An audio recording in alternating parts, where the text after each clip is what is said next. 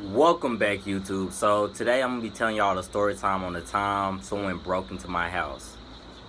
Let's get to the video. But before we get into the video, I got something to smoke. I usually don't smoke during my story times, but if y'all want to start seeing me smoke during my story times, let me know. And yeah, I'm going to light up.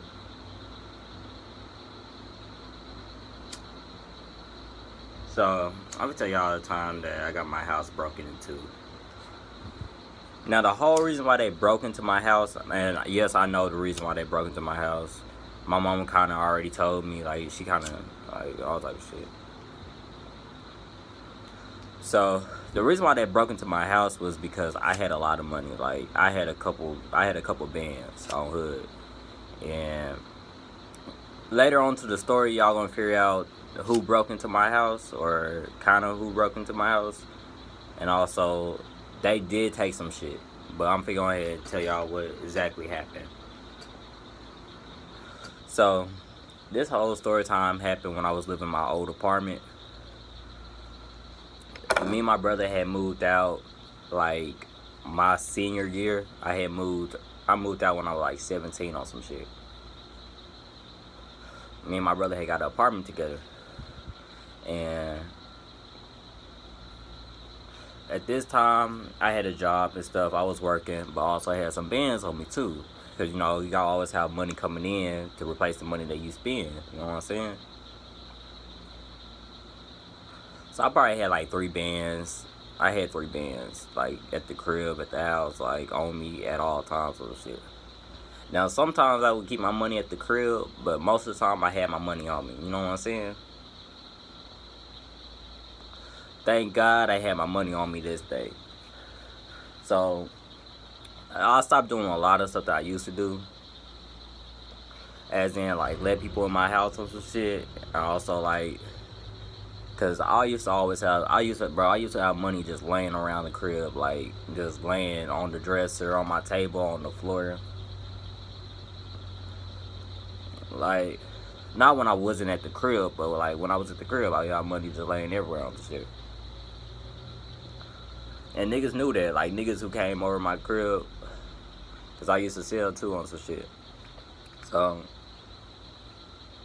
niggas would know that like I had money, I had weed with the whoop. I had straps, like all types of shit, bro. I guess they thought they were gonna get lucky or something. Like I wasn't gonna let it. I was gonna let it get that easy. I wasn't gonna make it easy for those niggas. You know what I'm saying? So I had the money and stuff on me at the time. I was working. Like I had a job. I had the same schedule on some shit. I would go to work like at 4 or 5, and I would get off like late as fuck, like at 10. Not late as fuck, but like at 10 or 11 on some shit. And my brother also had a job, and he was working hella hours. Like this nigga was never home. Like most of the time, it was just me at the crib. Like it was damn near my place, to be honest with you. So I was at work. It was a regular day, bro. Regular day on hood. I had my stack on me, duh. I was just working and shit. Next thing I know, I get a call from my mama, and she was like,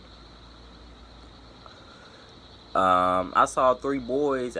No, she said I saw like 3 or 4 boys outside your crib, outside your house. She was like, I went upstairs, go put some stuff in the house. Like one of the boys, he moved over. One of the boys looked like he was around close to your age. The other boys looked like they were like 16, 15, like some kids on some shit. I was like, for real? And she was like, yeah. So I'm already knowing who I lay in my house and shit. I know who like be around my crib and shit. I know my ops. Now at the time it was like some younger niggas. They weren't all the way my ops yet, but they became my ops. Like they were like, keep your friends close and keep your enemies closer. I was on that type of shit. You know what I'm saying? Because we also had mutual enmities too. We also had mutual ops too, as well. And one time I did slide with these niggas on my ops. You know what I'm saying? So I'm already known probably who it is. So I call off bat. I call them one of the little niggas who I think it is on hood. This nigga at the crib. Now this is also like probably like 15 minutes after my mama had called me on some shit. Maybe 30 minutes, maybe an hour. Cause I was at work, I couldn't really answer my phone, like be on the phone like that. So I called a nigga, he's at the crib and shit. Now you gotta keep it thin, bro. It's multiple niggas, so even if this nigga was at the crib, it could have still been some niggas, you know. So I get off the phone with a nigga. I asked it was where that nigga at. He was like, I'm at the crib with the dude. I'm like, alright, bet with the dude. So I get off the phone with cuz. I'm like, alright, so it's probably straight. I know my door locked with the wood. So it's straight, like everything's straight with the wood. So I finished working and shit. I get off work, I come home. I'm seeing 12, like, I didn't have a car at the time. So I rode my bike back to work, back to the crib and shit. And I see a whole bunch of police cars outside my apartment. So I'm like, what the fuck? So I run up inside the crib and shit. I'm seeing 12 in my place and shit. My door was like broken open on some shit. Like they probed my door open on some shit. They broke my door open. And I go inside, I see 12 in my crib and shit. I'm seeing like the top of the vent shit broken down. I see my room, like niggas ran all through my room. I started talking to my mama and stuff. And my brother, because my brother was there. He was upset because the niggas, they didn't take shit from me because they didn't have shit that they could take from me. You know what I'm saying? Like anything that had any value, I had on me. I had my strap on me. I had my money on me. I didn't have no weed or any drugs at the crib, so they couldn't take none of that. So I guess they thought that like they were really gonna get some shit. They didn't get shit from me on hood, but they did hit a lick on my brother. They took his game system and they took his games, like some of his games, and like a controller or some shit. So my brother tell me that shit. My mama like, hey, this is why I tell you not to let people in their house. And they asked me who was it? Like, do I know anybody? Do I have any tips or anything like that? I'm like, no, I don't know who did it. Like, I'm like, bro, I don't know. Like, I was at work. I don't know who broke into my crib with the whoop. They were like, you sure you don't know nobody? I was like, yeah, bro, I don't know nobody with the whoop. So my mom, my dad, mom was like, do you know any reason why someone might have broken into his crib with the whoop? My mom was like, yeah, because he be posting his money with the whoop. He be posting his money and stuff on Instagram and shit, and they were like, oh, okay, with the whoop. So we're like, well, if you hear anything, let us know. They gave me a little card. I threw that shit away. Like, as soon as these niggas left. I'm already knowing who broke into my crib. I'm already knowing deep down. So I'm like, when I see these niggas, it's on sight. But at the same time, bro, they took some shit from my brother. That's really why I was pissed. Because they broke into my apartment, made shit look bad for my apartment shit. Made it look, we got a strike because these niggas broke into our apartment. All types of shit. Like, I was pissed. Like, we had to move on some shit. Like, we couldn't stay there no more on some shit. Like, so I'm like, I'm pissed at shit. Like, these motherfuckers fucking up shit for me. Messing with my brother's shit. You know what I'm saying? I'm pissed on hood.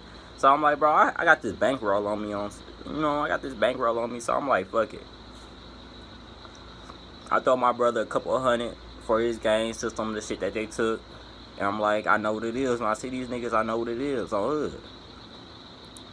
So that's pretty much like what happened and shit, bro. But the thing about it, bro, I fucked around. These niggas, the niggas who I think that did it, bro, the thing about it, I ain't see these niggas afterwards, facts. You know what I'm saying?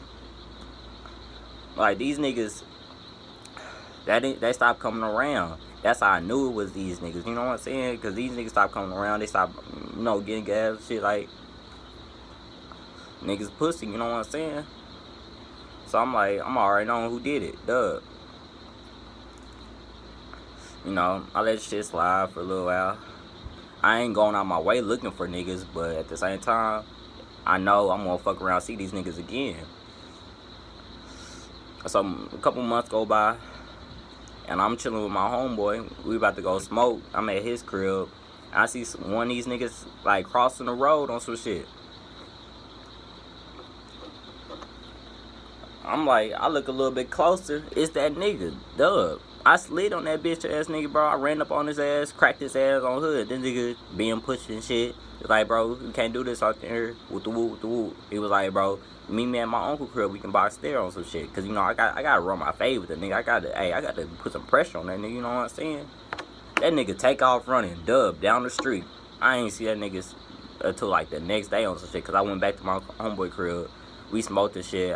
I took that nigga to work, but on the way to work, taking that nigga to work, we stopped at a gas station.